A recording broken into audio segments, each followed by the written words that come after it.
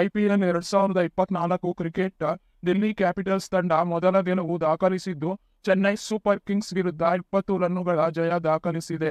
ವಿಶಾಖಪಟ್ಟಣದ YS Rajashekhara Reddy cricket ಸ್ಟೇಡಿಯಂನಲ್ಲಿ ನಡೆದ ಪಂದ್ಯದಲ್ಲಿ ಡೆಲ್ಲಿ ತಂಡ ಚೆನ್ನೈ ಸೂಪರ್ ಕಿಂಗ್ಸ್ ವಿರುದ್ಧ 20 ರನ್ನುಗಳ ರೋಚಕ ಜಯ ದಾಖಲಿಸಿದೆ.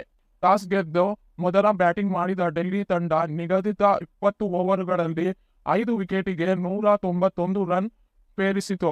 ಪ್ರತಿಯಾಗಿ ಬ್ಯಾಟಿಂಗ್ ಮಾಡಿದ ಚೆನ್ನೈ ತಂಡ ತನ್ನ ಪಾಲಿನ ಓವರ್ಗಳು ಮುಕ್ತಾಯಗೊಂಡಾಗ 6 ವಿಕೆಟ್ ಕಳೆದುಕೊಂಡು 131 ರನ್ ಬಾರಿಸಿ ಸೋಲನ್ನೊಪ್ಪಿಕೊಂಡಿತು.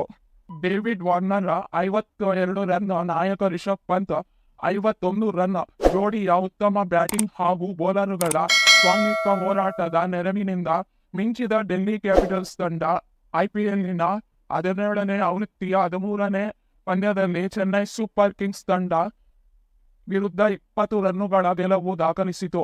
ಇಂದು ರಿಷಬ್ ಪಂತ್ ನೇತೃತ್ವದ ತಂಡಕ್ಕೆ ಈ ಹಾಲಿ ಆವೃತ್ತಿಯಲ್ಲಿ ಸಿಕ್ಕಿರುವ ಮೊದಲ ಗೆಲುವಾಗಿದೆ. ಈ ಹಿಂದಿನ 2 ಪಂದ್ಯಗಳಲ್ಲಿ ಪಂಜಾಬ್ ಕಿಂಗ್ಸ್ ಹಾಗೂ ರಾಜಸ್ಥಾನ್ ರಾಯಲ್ಸ್ ವಿರುದ್ಧ ಡೆಲ್ಲಿ ತಂಡ ಸೋತು ನಿರಾಸೆ ಎದುರಿಸಿತು.